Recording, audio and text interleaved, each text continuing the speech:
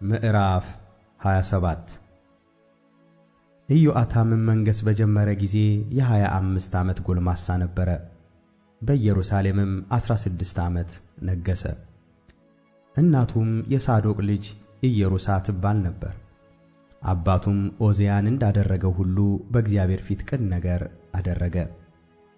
ነገር ግን ወደ እግዚአብሔር መቅደስ አልገባም፣ ሕዝቡም ገና ይበድል ነበር። የእግዚአብሔርም ቤት የላይኛውንም በር ሠራ፣ በኦፌልም ቅጥር ላይ እጅግ ሠራ።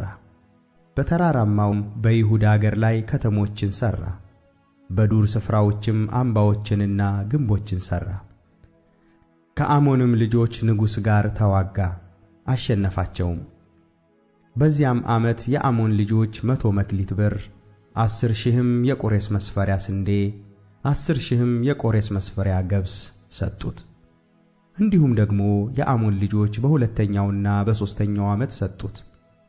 ኢዮአታምም በአምላኩ በእግዚአብሔር ፊት መንገዱን አቅንቶአልና በረታ። የቀረውም የኢዮአታም ነገር፣ ሰልፉም ሁሉ ሥራውም እነሆ በእስራኤልና በይሁዳ ነገሥታት መጽሐፍ ተጽፏል። መንገሥ በጀመረ ጊዜ የ25 ዓመት ጎልማሳ ነበረ። በኢየሩሳሌምም 16 ዓመት ነገሠ። ኢዮአታምም ከአባቶቹ ጋር አንቀላፋ፣ በዳዊትም ከተማ ቀበሩት። ልጁም አካዝ በእርሱ ፋንታ ነገሠ።